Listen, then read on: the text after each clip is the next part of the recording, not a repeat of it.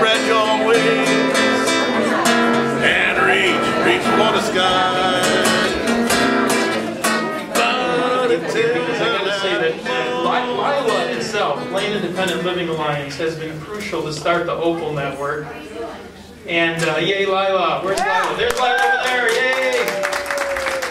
But I gotta tell you, there's somebody who has been a leader out in front, just scooting along, leading the way, and that's Joe Ashwell on this whole thing. Really, Joe helped the idea that the cross-disability movement can be the answer for psychiatric prejudice and discrimination.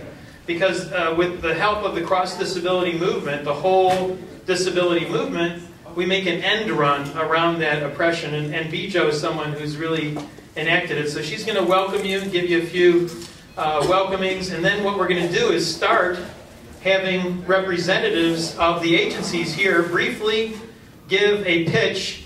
How many agency reps do we have here? Let's see. 1, 2, 3, 4, 5, 6, 7, 8, 9, 10, 11, 12. So we can only do about 3 minutes apiece then. Real brief. And then Hugh Massengill here. Oh my gosh. I'm not sure when we'll start because I got to say another hero here. Hugh Massengill, psychiatric survivor extraordinaire, who's been doing a lot of YouTubes. He's the one who got on the Human Rights Commission, which is over there. He got on the Human Rights Commission, yay. Spent several years on there, helped make mental health a priority, leading to a resolution on mental health that was passed, and also a conference that was held, and launched the Opal Network, because it was those meetings and those gatherings that really got the energy and inertia going to launch this 5 years ago, this very moment right here. Wow. Yes, the Opal Network started in memory of Opal Whiteley. So, Bijo, give a little of your Opal welcome to people. Thank you, thank you, thank you. So, we are gathered here because 5 years ago, a bunch of people got together and said, wait a minute, we don't get to talk to each other back and forth very much. And so, bringing together people who are providers of services, bringing together people who have are consumer survivors of the system in general, and having them talk to each other in friendly and respectful ways to try to process what needs are not being met or indeed are being met very well. And so, in celebration of our 5 years together, we wanted to invite all the providers, and we'll look around the table and we have a wonderful turnout. We have Trauma Healing Project, Elaine. We have Peace Health and Behavioral Science, Catherine. And we have, tell me your name again. National Whitebird. Yes, for Whitebird. We have the Human Rights Commission. We have Lila. We have Direction Service. We have Laurel Hill Center. We have the Oregon Family Support Network, and off in this corner, but equally significant, NAMI and Shelter Care. I got it. And then Center for Development. Fantastic. And Mind Freedom, right? And Mind Freedom. Oh yeah, those guys. Yeah. You bet. And so we are here to have fun. We got music, we got balloons. We got food. We're going to have a big cake cutting ceremony where we all slather ourselves with frosting. No, just kidding. Really? Party. So what we want to do is we want to welcome each of the representatives to come up and talk to us a little bit about what services they have to offer, because I cannot tell you how many times people say to me, I just don't know what's out there. You know, and we're pumping out information about we're here, but sometimes they don't meet the need, and the people don't meet. So, and I wanted to also share with you that when we started Opal, we came up with an Opal communication guidelines. So I'm going to send that around just to show off how good we are. And I'm going to get a bunch of this to some people, and they're going to drag this around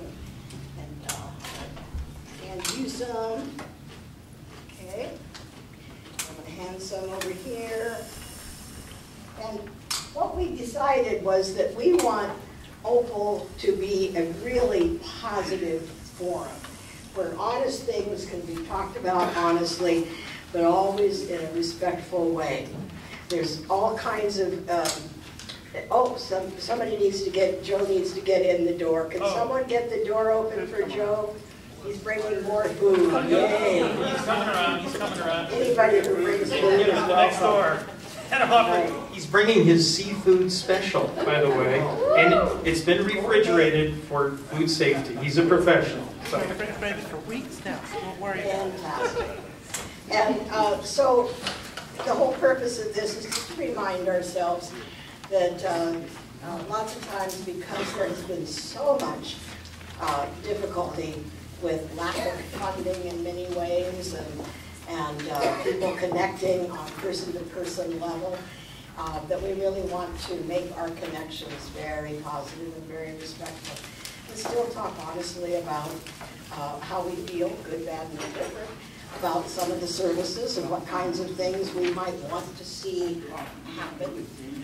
So it's a forum for us to get acquainted and talk. Okay? Having said that, yeah, the lineup, after we're done with these short announcements, we're going to start in the corner here with shelter care.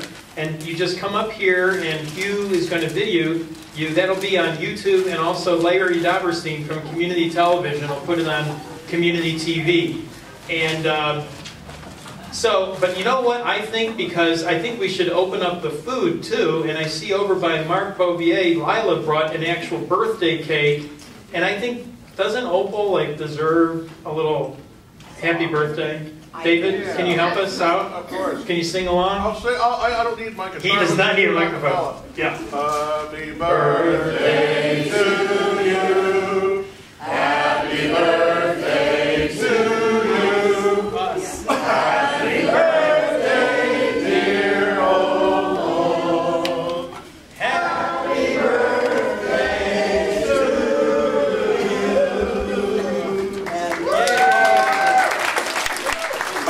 So, folks, I see Joey has showed up with his seafood dip. Yeah, right? Yes. And also we have the cake. So please grab some food, grab some drink, grab some ice, and we're going to hear a very rapid summary about how Lane County is moving to lead for mental health consumer survivor empowerment. I want to mention that the bathrooms are out there and to the right. And like me, I bet some of you forget to turn off your cell phone. And so, because we're recording, if you could turn off your cell phone, that would be helpful. And then, oh, I got to mention, guess whose party hat may be blocking the video, and I think that'll be cool. That'll be cool. I think that'll be good, right? Hugh likes it. He likes the fact. Welcome, Mind Freedoms. Today, John Abbey's first day as employee at Mind Freedom. John Abbey. Mental health consumer, John Abbey at Mind Freedom. So welcome, John. So let's bring up a big round of applause for shelter care. So you're going to introduce yourself, and also we'll have about 3 minutes, and I'll kind of like I'll put out a little thing, if that happens. Okay, so welcome. thank you. Yes. Here's the microphone. Microphone and You can stand or sit, whatever you want. Okay. Thank you very much for having us. It's a pleasure and an honor to be here on Opal Network's 5th anniversary. Better? Yay.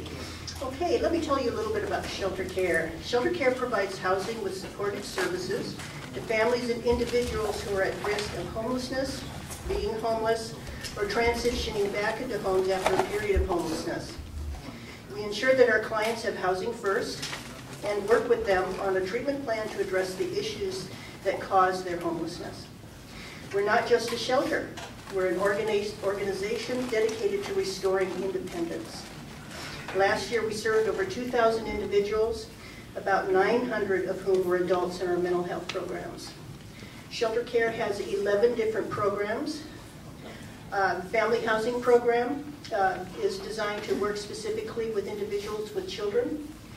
Brethren, Tip, and Safe Haven are programs that are in the Springfield area that provide supported housing to individuals. Garden and Heron Center are residential facilities. Royal Avenue program is a mental health crisis respite.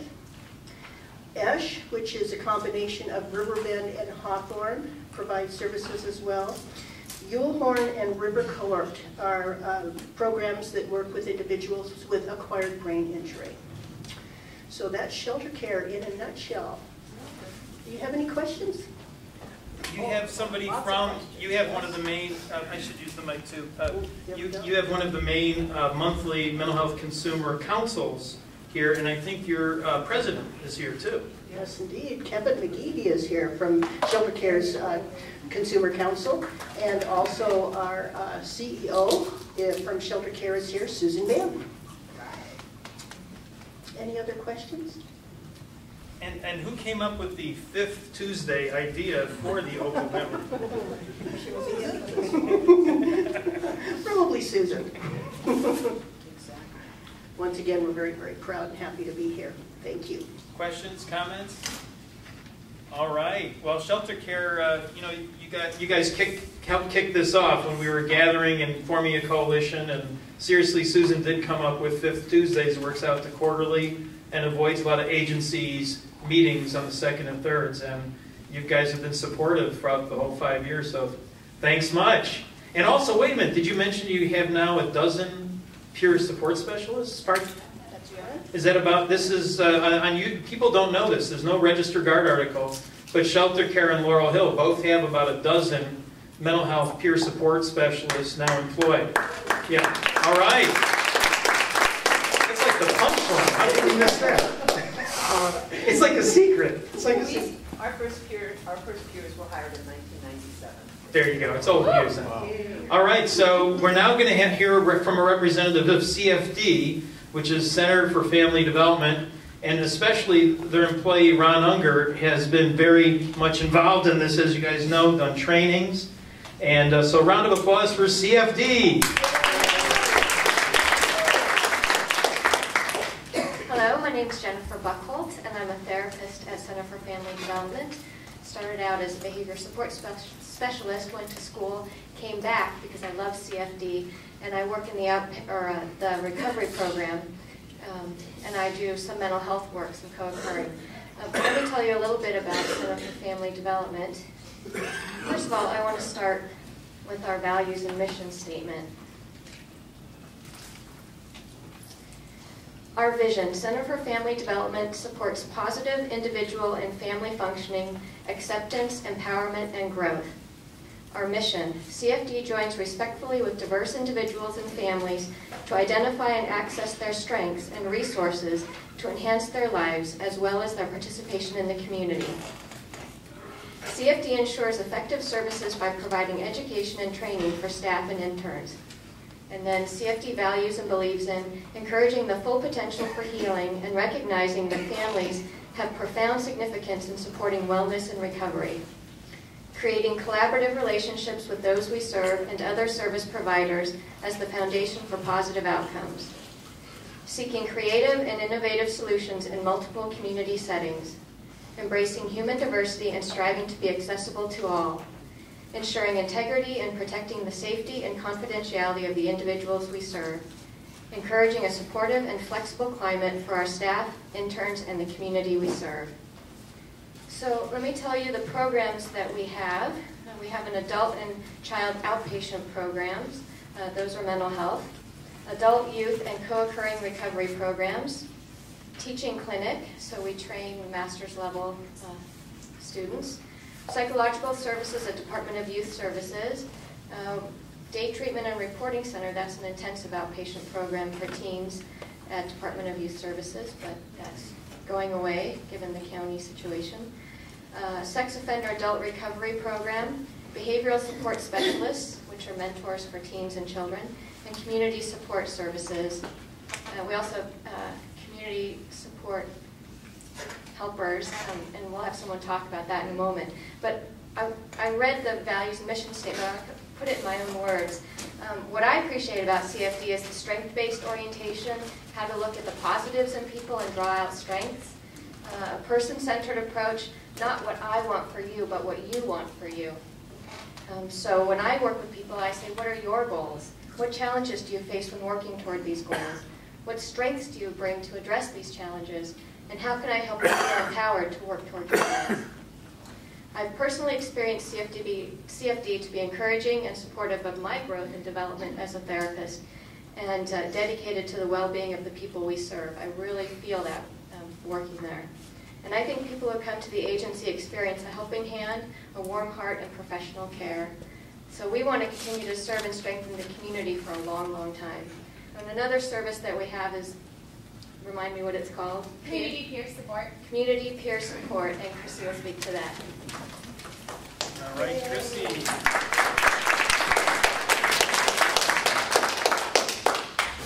Hi everybody, I'm Chrissy and I work at Center for Family Development, and I do peer-delivered services to people with mental health challenges. I'm really glad that a couple places in our community offers peer-to-peer delivered services.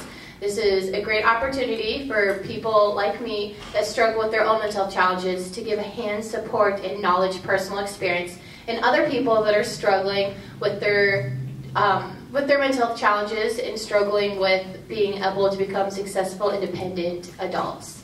And I'm just really happy to get to do that. We have 3 on staff, and we serve probably about 30 to 40 patients at CFD. And it's wonderful. It's very non-clinical. We go out into the community. I never meet a client with a couch inside of a 4 walls, and I get to help them with very complex issues that they struggle with, and help them reach their goals in life. All right. And we've got to add that Chrissy is an amazing young adult leader in changing the mental health system. Yes, yay! I mean, we often hear, in the news, we'll hear about those of us with psychiatric labels in a negative sense, but there's folks like Chrissy who are out there every day helping people.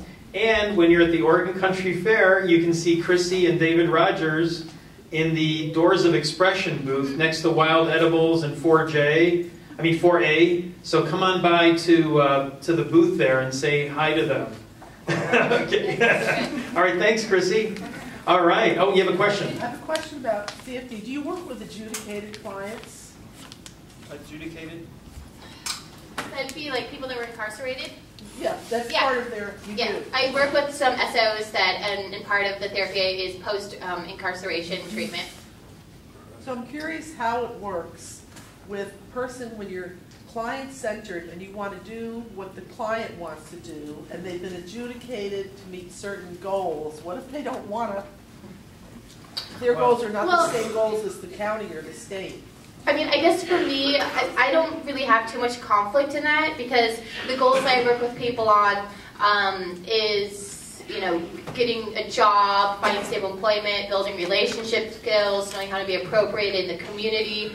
And it's really what they want. The first couple meetings I have with them, it's like, well, what do you want to go after? But it is guideline towards these goals that their therapist sets and the state sets. It's always been really successful just because, these people want to succeed. These people do want to become independent and successful and strive for a better, healthy life, and they don't really want to go back to jail. And so it's been really successful from my standpoint, being able to help them achieve the goals that they want in the parameters. There has been some really harsh parameters working with these people, especially sex offenders, and trying to get them certain classes with the restrictions. But it's great to empower them knowing how to keep themselves safe and not go back into jail too. Thanks, Chrissy. Thank you. Back on that?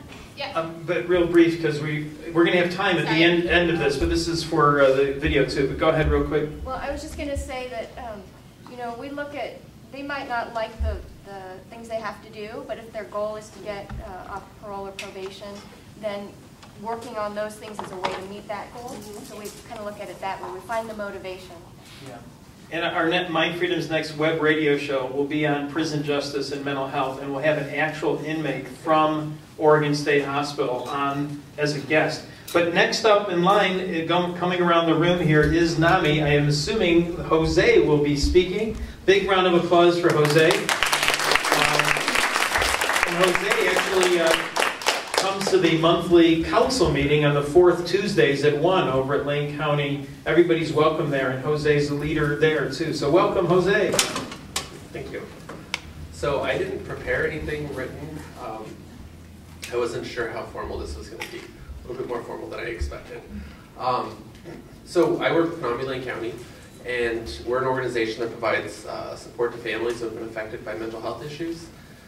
We're pretty much all volunteer run. So all of our programs, all of our services, all of our support groups, classes are all delivered by volunteers. So there's a couple ways to become a volunteer at NAMI. Either you're somebody who's been directly affected by mental health issues, or you're somebody who's been indirectly affected by mental health issues, meaning that you're either a family member or friend, caregiver. So that's kind of the nature of what we do at NAMI. All of our services are peer delivered. We offer support groups every week for family members, for consumers who are living with mental health issues in Eugene, Springfield, Cottage Grove, and Florence. We also have a class that's called Peer-to-Peer. It's a 10-week course for people who are in recovery from mental health issues, and that's starting on June 2nd at the Lila Peer Support Center. So if you're interested, it's free. All of our services are free. It's good for people to talk about how people can make connections. Yeah, and so we've been keeping, this is our second class that we've done at Lila Peer Support Center. And so we're hoping to have another one start in the fall. And if you're interested, there's a sign-up sheet on the table over here. We also provide socialization funds to mental health programs for events like, taking a trip to the coast, or having a holiday party, or going camping. So if you belong to a peer-run program, or you're providing peer services, give us a call and maybe we can work something out. We provide up to $125 quarterly to programs. And we actually haven't got a lot of requests this quarter, so give me a call. And so if you have any questions, I'd be happy to answer them. Well, the focus is on, supporting the voice of consumer survivors. So I think it would be important to mention Sue Samus's role, Sue's role, going to the council and going to the, and now we just said that she will represent us on the advisory council too. So Sue is our former vice president. She's our consumer liaison on our board of directors, and she is now the liaison from the County Consumer Advocacy Council to the Mental Health Board. What is the formal name? It's a long name. The commissioners.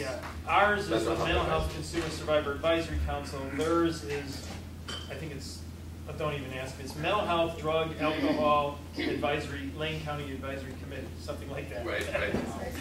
So that's kind of what we do at NAMI.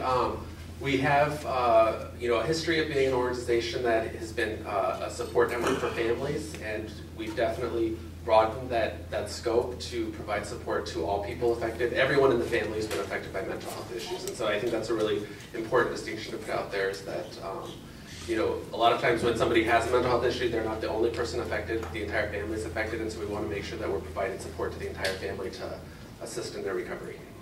Thanks, Jose. Big round of applause to Jose. Jose's really helped bring a breath of fresh air here to Lane County. Oh, real quick, Tom, because we're trying to get around the road. I was just going to point out that the board of directors has right now 2 self-identified peers on the board. All right, 2 of them. Who's the other one? 3. Pete Ruby and Libby Rascal. All right. Though Libby is also active in shelter care. So, all right. And in Project Able from Salem, which does training for peer support. We can go on and on. So, the next up, I believe, was OFSN, Oregon Family Support Network. Yay, so introduce yourself and how you're supporting the voice of consumer survivors. I'm going to stand up because I'm more comfortable that way. Oregon Family Support Network got involved originally because we had a youth coordinator that was working with our kids that thought this was a good place to get connected to what was going on in the community. We still have a youth drop-in center. It's at 965 Oak Alley, which is kind of catty corner to where the Lila drop-in center is. And we work with families that have children with mental, emotional, or behavioral issues. And what we do is we offer support groups to the families, and we have what we call family fun nights, because it's kind of cool when you're having issues to be able to go out to a movie, go out to a swim, go out and do something in the community, and nobody's looking at you like you're any different than anybody else. So that's what we offer. And we have a calendar that we're working on right now to have some family fun movie nights that are going to go on during the summer, as well as some swims at Amazon, which is a really cool place for our kids because they love that slide. And so we are also a parent-run nonprofit. All of us that work there have kids with issues, and we talk to other parents and assure them that they're not alone. And my particular specialty is I work with families that have issues with the schools. And that's one of the first places that our kids sometimes don't always fit in. And so I assure them that they have rights and that there are things that can be done. And it's just a way to let them know that there's lots of things out there that can be happening for families and for kids.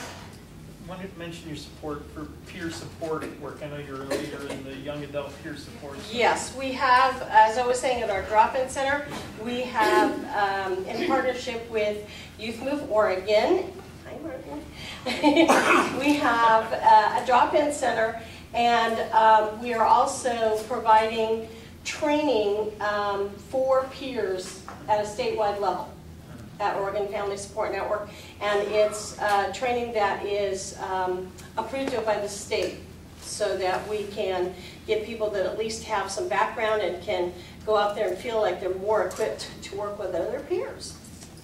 So that's what we do. Thank you. Thank you.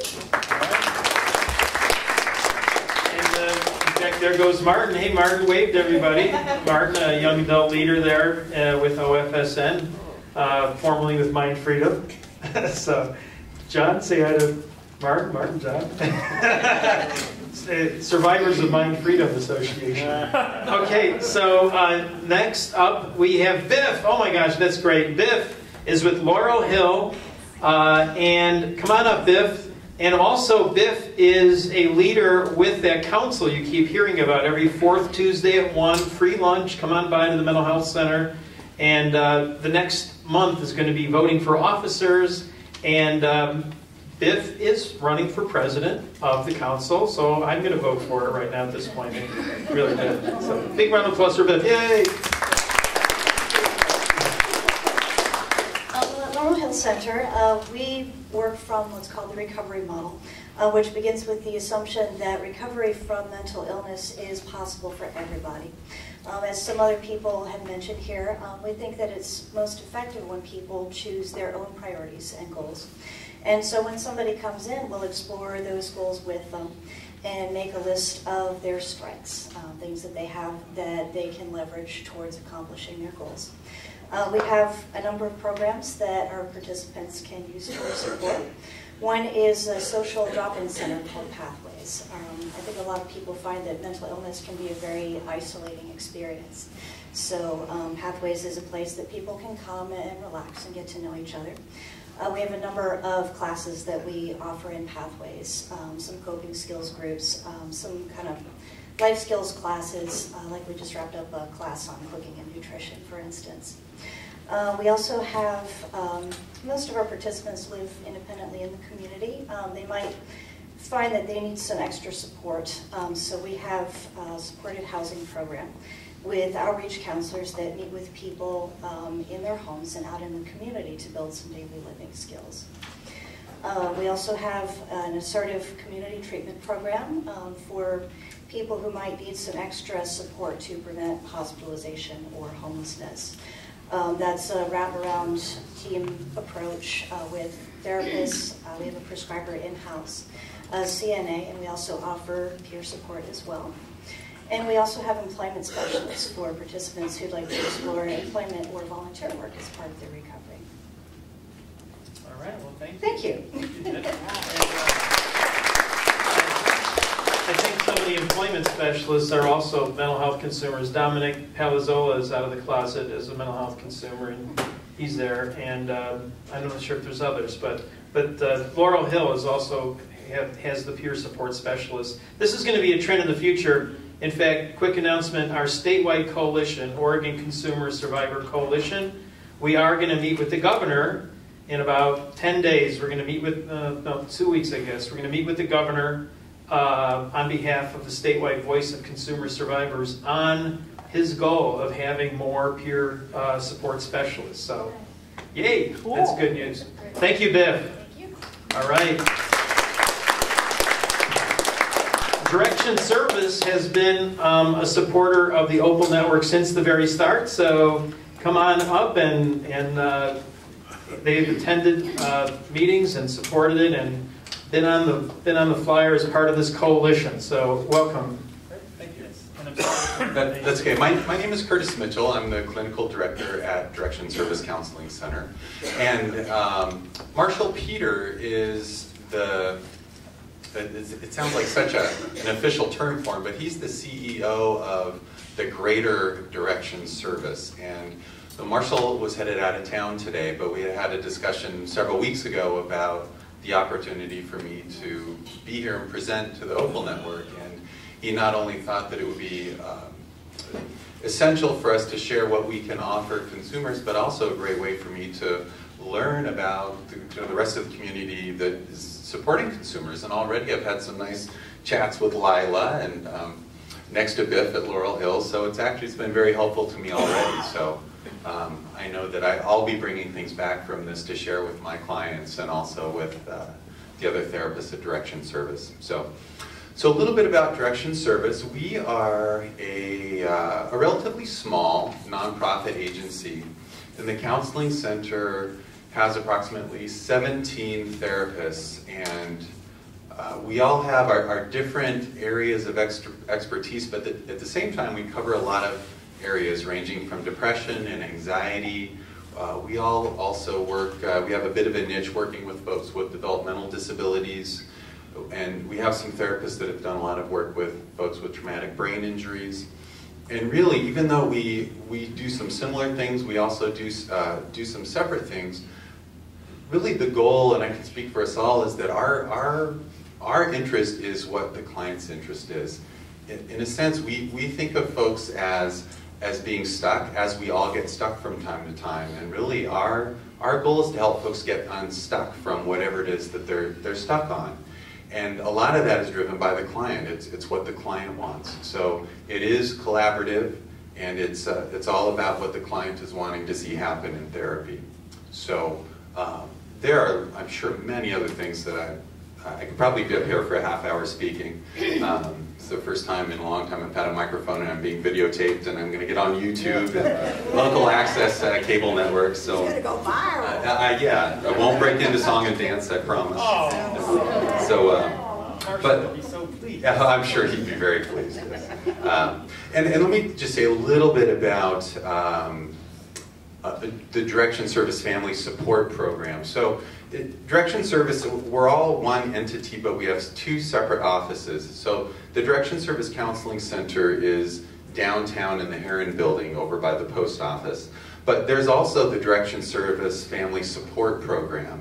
And their mission is really helping folks live the fullest lives possible. And the way they do that is that they really try to help folks find where the sticking points are in the school system.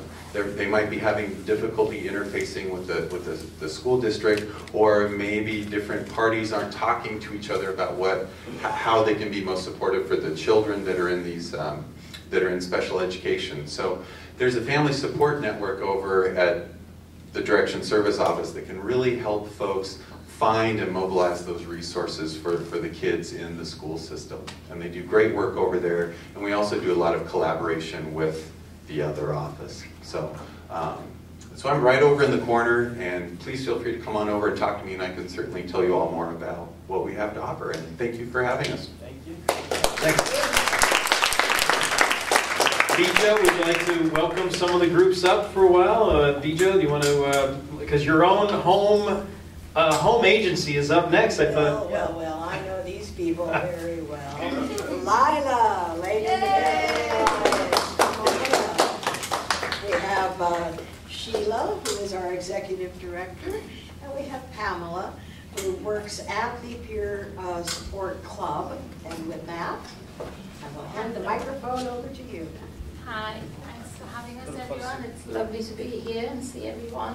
I'm Sheila Thomas. I'm the director of Lane Independent Living Alliance, and everyone knows this as Lila. It's much easier. Lila is a centre for independent living. Centres for independent living have been around since the mid-60s. Lila has been in operation for 10 years, so we're doing really well that long, yeah. Started off at the grassroots level with people just meeting in their living room, putting things together, and eventually it built up until we became a 501c3 non-profit.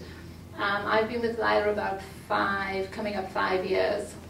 We provide consumer-driven peer services for anyone with any kind of disability. We provide independent living skills training, so if someone needs help with housing, with employment, with wanting to know how to ride the bus, anything, and as I've heard today, which is really nice, peer support, peer-driven, all our services are provided by peers. It's consumer controlled. As we say, the consumer drives the bus. So I just wanted to tell in a nutshell about Lila, and I want to pass it over to Pam, who's going to talk about the Peer Support Club, which is one of Lila's programs. Thank you, Sheila. My name is Pam, and we are going into our 3rd year at the Lila Peer Support Club. Lila received the contract, as I said, just about 2 years ago. And I made the transition from another agency into being an employee for Lila. And I can honestly say that I've really enjoyed the experience. It has really opened my world up. And being able to continue under their contract and at this new location has been truly a blessing. And I think our community, the community that has begun to converge and gel and build in the last few years is a really strong one. And I think that if we just keep on going, I think that we're all going to make it. And I think that's probably the best thing that I come away with on a daily basis after working at the Peer Support Club. I probably get more from my job than I'm actually paid for. Oops. Anyway, because it is that rewarding to me, and so I just want to encourage you to come visit us at 990 Oak Street and get acquainted with our community over there and the people that have come together and said that being different is just the way it is. You want to give the hours? And it's free. It is free, yes. The hours are from 11 to 5 days a week. We screen our applicants so that we do have a way of trying to ensure the safety of each of our members. And we've been working really hard at making this happen, and I think it's successful. So I appreciate the opportunity again, Sheila, and I think that's all that I have. Yay.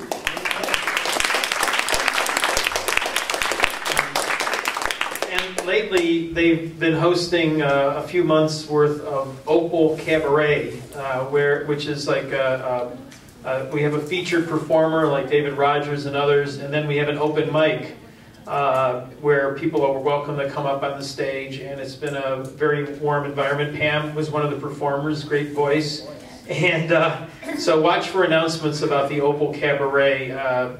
So thank you both very much. Thank you, Lila. Yay. Oh, question from Chrissy. So it's not so much a question, it's a comment. One of the things I really love that you guys offer is your work intensive network programs. Working in peer support, I have a lot of clients that are on SSI or SSDI, and you guys clarify it to the participant of what their benefits mean to them, and if they become employed, what it really means, instead of a lot of that fear factor, if you work a little bit, you're going to lose everything, or what's going to happen to this. And that is so beautiful because, man, this spectrum of insanity that is the SSI benefits is intense. And you guys clarify that beautifully. Actually, I just got an email today, and we're just going to send off some letters to Congress that they're going to be trying to close these programs down. So if anyone is interested in, well, there's a standard letter that you can send to the Congress, and actually one also to President Obama. And Mike, I've forgotten his last name, who's the Social Security administrator, but this is really important to try to keep these services going. So if anyone would like to have the email address, just come and see me and I'll pass it on to you. All right, thank you. Thank you. Thanks. I would just shout out, don't be stressed out about the entrance requirements. I made it in. You gotta say that. Right.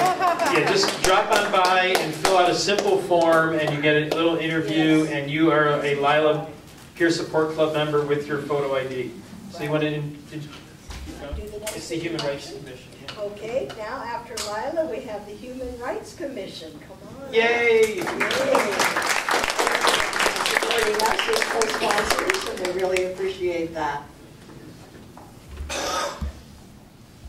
Thank you. So I am here on behalf of the Human Rights Commission. We are a body that advises council on almost everything under the sun. So, sorry, my name is Tony Gatto, and I'm the current chair. So really, we love to have community input on what's happening in our community. It's hard for a body of 9 people to get out there and know everything that's going on within the community. So if there's ever any issues or needs or anything you guys feel needs to be addressed, what's happening with your guys' community is a perfect thing, then bring it up to us and we can see what we can do. If there's a way for us to bring it further to our own city government, great.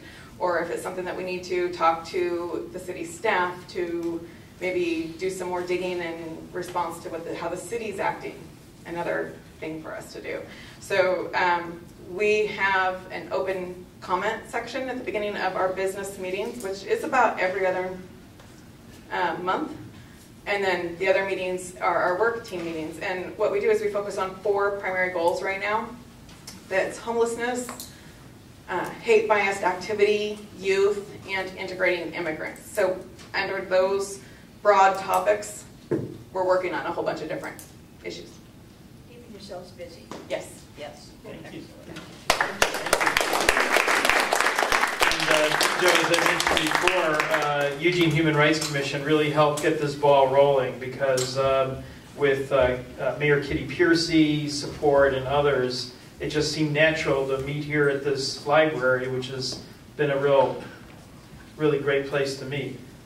So keep going there. So next we have Whitebird Clinic. Hello, come on back. Hey, Whitebird.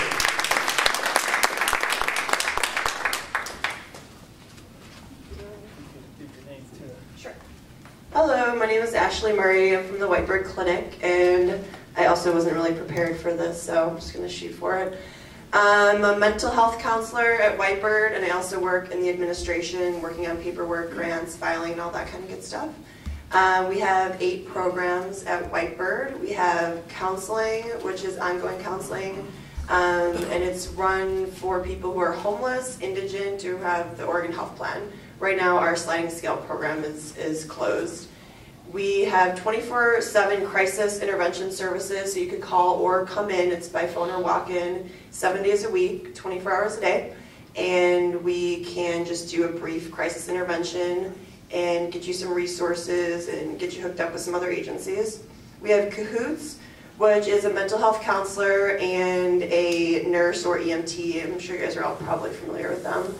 They run from 11 a.m. to 3 a.m. and we just got a new van this past year, so we're running 2 vans in Eugene. Too bad we're not in Springfield yet. We have our homeless case management program, which helps with anything from resources to Social Security, disability income benefits, and they help anyone who's homeless or possibly at imminent risk of homelessness. And we have an info line program which does mail messages for the homeless and also does eyeglass vouchers for low-income individuals. And they also have a broad range of resources that they can provide to you by phone or walk-in. And that's run from 8 to 5. And we also have a medical and dental clinic for most of the community. If you're low-income homeless or have limited resources, you can definitely come down to our medical and dental clinics. We also have a acupuncture and alcohol and drug detox program. It's all outpatient, and those are also services that range from homeless individuals to really low income to people who were arrested for DUI and stuff like that. So those are the basis of our programs. We are not doing peer support right now. We just put in a grant to do peer support for our substance abuse clients, and we're hoping to receive that at some point this year. And that's, yeah, that's about it. Yeah. And I just met with a Whitebird leader about bringing up mental health consumer psychiatric survivor empowerment from Whitebird at a Whitebird meeting with Chuck, Gerard, and others. So I'm looking forward to that. Cool. Great. And Kathleen? Got it right? Catherine. Got close, got the K part. We were so close. Peace, health, and behavioral science. Now, does this mean we can list Peace, Health, Behavioral on the Opal Network Coalition list? We are absolute supporters. So we can? Yes. Okay, yay, a new coalition member. And well, Whitebird is back on there. That's what the representative said. She's going to talk to Whitebird, Chuck, and everything. They had Whitebird back on there. So we have Whitebird and Peace Health back on the. Well, you guys will be the first time on the poster. All right. Yes, it is that easy. Let's all vote. Who wants them on? Yes. The people have spoken. Okay, here you go. Okay, gosh, it's all downhill from there now that we've been accepted. Uphill. Okay, so I'm Catherine Schneider. I'm the clinical supervisor at the Johnson unit, which we're desperately trying to call the Peace Health Behavioral Health Inpatient. We think there's too much stigma attached to the Johnson unit, so we're trying to undergo that. Oh, you agree? Okay, good. So let me just go over our range of services at Peace Health, Behavioral Health. We never claimed there was any science involved in it. Sorry if you joke. That's rumors get started that way. So if someone were coming into the campus, the hospital campus in crisis, they would likely come to the emergency department. And there we have lots of well-trained crisis workers who are very familiar with resources in the community. And their goal is to, bring together family, friends support, whether a therapist support, etc., before they do anything else, like hospitalization. Sometimes they may go to Royal. We are looking at getting some community healthcare workers and more peer support folks to help at that entry point, as opposed to not going through the whole system if that's not necessary. Sometimes people will be admitted to the, I almost called it the Johnson unit, the psychiatric inpatient. And, as some folks may know, sometimes that's a voluntary thing, and sometimes people are held against their will on a two-physician hold. And we can talk more about that later if people have questions. But if people come into the JU, the average length of stay is, well, right now, 8.9 days. I haven't figured out what 0.9 days equates, but... and And what happens once they're in the Johnson unit is they get, they're in a treatment team, and just so I can put this in, it's important to, oh, this is the person that said do your cell phone, oh, okay. So when we talk about treatment team, this is what we give out to patients coming in. The first person on the list we say is you, the patient. And we still call people patients because we're in a hospital. We're very archaic that way. I apologize.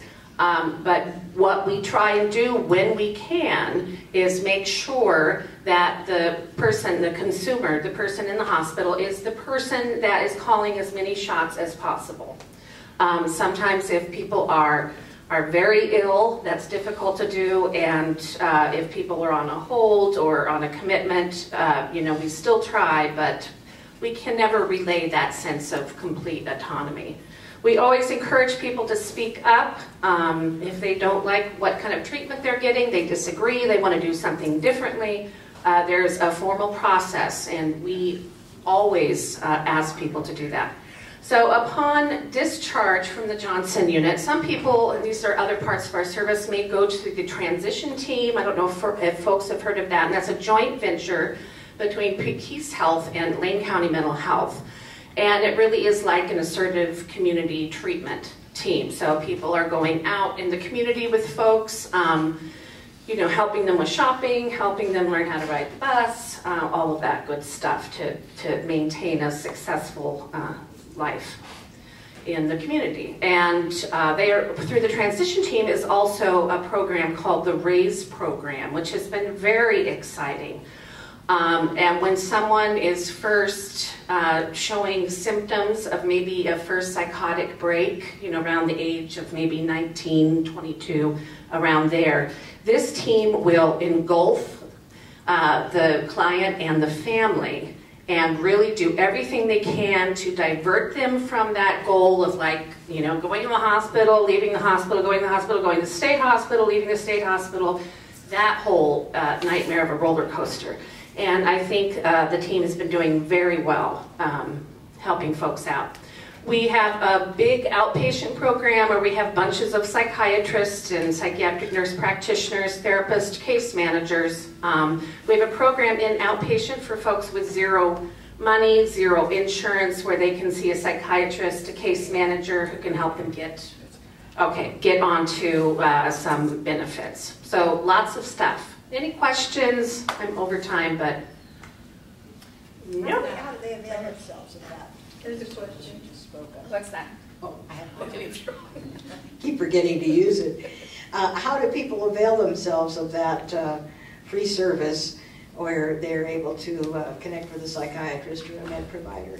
That generally happens by going through the inpatient, but sometimes if people go in, if they're in crisis and they go into the emergency department, they can get an appointment that way. Okay. Mm-hmm. There's other questions. What should we do? Well, we do have open time after this, so maybe keep it real brief, and then we'll have more open time after we do the round of everybody. But real briefly. Yeah. What instead of treatment at the Johnson unit, do they do electroshock up there? Electroshock therapy, ECT, is not done in the Johnson unit. It's done over at Riverbend. And, you know, to be perfectly honest, I'm glad to say it's an infrequent event. We've had some conversations about it, and I know people have grave concerns for good reasons about some of the outcomes. So I am happy to say that when we do ECT, I better finish that sentence, it's done on a voluntary basis. So people have either experienced it before successfully, or they've heard it's a good last-ditch intervention. Right. So very serious anyway. Very serious thing. Yeah. Very serious. Oh, absolutely. And thank you, Catherine. And thank you very much. A round of applause for Catherine.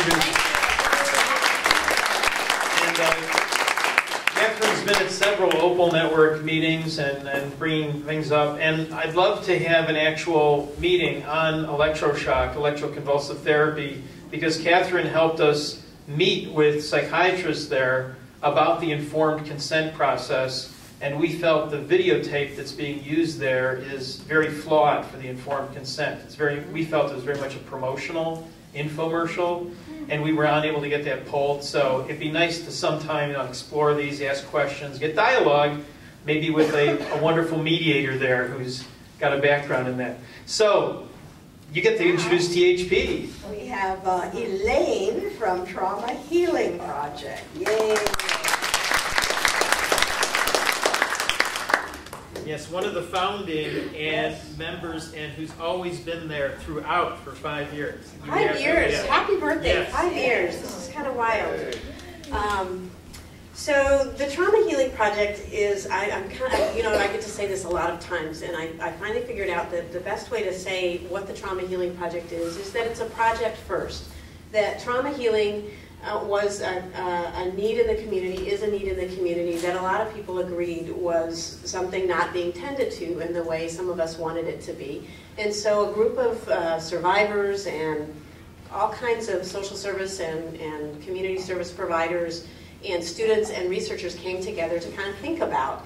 And we ultimately formed a nonprofit to kind of support the infrastructure that we needed to do the project. So it's a project first, it's a project still. There is an organization that is supporting the project, but we're really clear that it's a community-owned, community-wide effort around promoting healing from all kinds of trauma. Everybody says, what kind of trauma? Well, it's really survivor-defined, survivor-determined, and very subjective, how people decide if they think of themselves as survivors or not. But we see ourselves and are a survivor-driven effort. We're not a clinic. We're not a clinic program. We don't call ourselves a mental health program. We actually have in mind an end to violence, abuse, and oppression in our world and in our community. Eugene and Springfield sort of first, thinking, okay, so if we really wanted safe, secure, healthy communities, we all agree, those folks that are involved in the Trauma Healing Project, that you have to heal. That we have to heal ourselves and one another to really be able to have the justice and the social change that we really want to see in the world. And our mission has been the same since the very first moment we landed at a meeting of about 40 people, and that is to ensure that any person or group in our community affected by trauma be able to find the attention and support we need to heal. And there's an assumption that people can and do completely heal, not just partly heal, and not just heal but have a lot of scars, but actually completely heal from any kind of trauma or abuse that we might have experienced. The way we do our work is through participatory action research. We're doing a big listening campaign, listening a lot to survivors using questions and surveys that survivors developed and are providing. We are doing a lot of community engagement. We're training professionals, but we're also doing classes and groups for friends and family, which a lot of survivors attend, because guess who's friends and family of survivors? Survivors, right? And so there are classes for friends and family. We do intensive workshops sometimes. We do community forums. We do community presentations. And we're training mental health and social service providers all over the community from a survivor-driven perspective. What do survivors say has been happening to them? What's been helpful in the response that we've been given as survivors, and what's not been so helpful? And then what are our recommendations in thinking about healing and really driving the point of healing in everything that we do?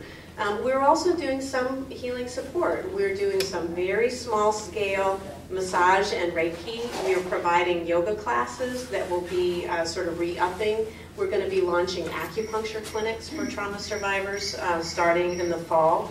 And our reason for doing that is not to be the end-all, be-all place for survivors to come, so much as to learn ourselves what's helpful, to evaluate it, and then to provide it and to train others in providing it in the wider community. We don't want to be the only place or the place for all survivors.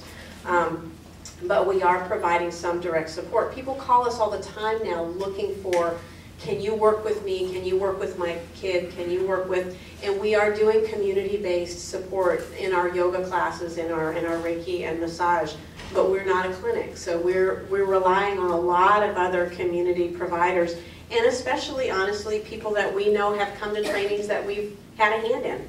So I have the list of who's gone through all of our trainings and who I trust and who I'm hearing from survivors are safe folks in terms of who to recommend. So if you want to be on that list, hey, let's talk. Survivors are a part of everything that we do. Most of us running the place and keeping our work going are survivors, and we wear lots of hats in addition to survivors. The last thing that I'll mention is that we have a couple of email lists that have been around now for more than a decade. One of them is the Healthy Communities list, and it has about 750 people on it right now. Anybody interested in sharing or receiving news or announcements about work to address or end violence in the community is welcome to be on that list, to receive emails or to post to that list. And there's an email list at the back of the room. And I know that lots of you probably get the email that I send you or the email somebody in our office sends you and all the ones that somebody forwards to you from that list because they think you should get it. But if you're not on that list and you're curious about it, the sign-up's at the back. There are also some pamphlets and stickers that you're welcome to take as well.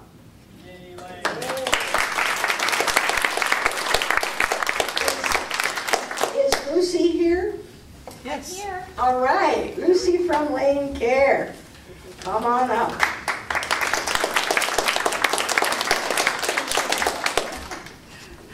Hi everyone, it's great to see you all, and it's great to be here, and it's great to have this wonderful network in our community.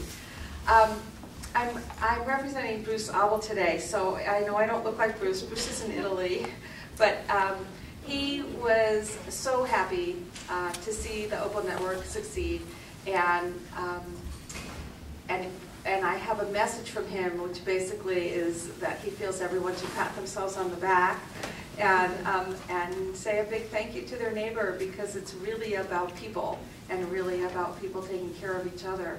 And that's really the essence of community. So I'm not going to keep you, I didn't prepare a big long speech, but I'm happy to be here and happy to be a part of our community as well. Thank you. Thank you. We should mention that a Lane Care grant to the Oregon Consumer Survivor Coalition, the statewide nonprofit, is then what funds like the Opal Network, and also Lila has a kitty. If you're a sponsor group, please pay Lila for your annual dues. And then Lane Care is also supporting this through OCSC grant. So thank you very much, Lane Care, for that. And now I have the great pleasure, last but not least, to introduce Ron Unger, who is liaison from Mind Freedom Lane County, coordinator, full-time mental health counselor, and he's been here in the Opal Network. He did a training that packed the room here. Was anybody in that training on hearing voices? Or the film on open dialogue that packed the films. We've done several films here, and that's the leadership, grassroots leadership of Ron Unger. You know, we're doing this social change work, not necessarily to get rich. Maybe somebody is, but not us. But the payoff is the community that we're building with each other. So after this, we're going to cut the cake and have a little schmooze time, because Opal Network is, if nothing else, a chance to schmooze, chat with one another. There's some amazing leaders here. Say hi to one another. I love Joey's seafood dip. Very good, Joe. Hats off to Joey's seafood dip. And so after Ron is done, we're going to cut the cake and have some beverage, and then we'll talk some more. We'll get the mic going again. We have the room till 4. So please hang out and get to know somebody who you haven't met yet. So big round of applause for Ron Unger. Thanks, David. So Mind Freedom is mostly a volunteer group, and unlike some of the groups here, it really looks kind of like over the shoulder of what goes on in the mental health system and tries to examine the issues. You know, are human rights really being respected? And are people really getting an array of choices? And are they getting honest and accurate information about the choices that are out there? And so we're kind of like try to be the kind of like the conscience of the mental health system. And a lot of us are volunteers. There are a few people in the office that get paid. But I'll just give you an idea of some of the things that we do. One thing is we've been very involved with Lila in getting things going, just like community discussions, talks, movies, that kind of thing. We also sometimes do protests, and sometimes they're kind of goofy protests because we're trying to have fun and protest at the same time. So like we recently had one where we protested outside the Chamber of Commerce, and we tried to see if people could be crazier than the Chamber of Commerce, which was denying global warming. And we tried really hard, but nobody succeeded. And that's on YouTube if you want. You know, we encourage more people to get involved. I'm, you know, sort of have this position of coordinator, but if somebody else wants to be co-coordinator or even coordinate more than I do, that would be great, and I could be the assistant. But anyway, get involved. Contact me or David or LaTanya or some of the other people here that are involved and see what you can do. And there's also opportunities to get involved at the state, national, and even the international level in mental health if you get involved with Mind Freedom. And you can do it and work for another agency at the same time, because that's what I do. I mostly work at Center for Family Development. So thanks a lot for the opportunity. Well, thank you, Ron. And yay, I gotta mention that LaTanya is behind our table there. LaTanya volunteered for a year with Mind Freedom, came in there on a regular schedule, and did the tough stuff of really listening to people's stories who were locked up, who needed help, who needed some extra listening time, and now LaTanya works at our office. So round of applause for LaTanya! And right next door to LaTanya is someone who you might have met coming in here. Howard has been volunteering at the Opal Network and with Mind Freedom for years. Yay, Howard! And Howard is going to be performing. What day is the performance, Howard? On the 2nd of June. Cosmic? Yeah, Cosmic, 4 p.m. 4 p.m. and 2nd of June. What day is that? Saturday. Saturday. So Saturday night at 4 p.m. See Howard perform, a great stand-up comic, and a wonderful leader in all kinds of issues. So everybody, I guess this would be a good time to take a break. When we come back, we'll share the mic, we'll make brief announcements, and I will announce about how I just came back from Philadelphia, where we led a successful protest of 200 marching directly in front of the annual meeting of the American Psychiatric Association. And I'll mention a little bit, because after that I went to the Ukraine and did a training in the Ukraine with psychiatric survivors. So we'll be mentioning that after the break. Okay, does that sound like a good time for a little schmooze, a little cake? Huh? Yes, Susan? Yeah. Is this the time? All right. I don't need a microphone. He does not need a microphone. Yeah. Happy birthday to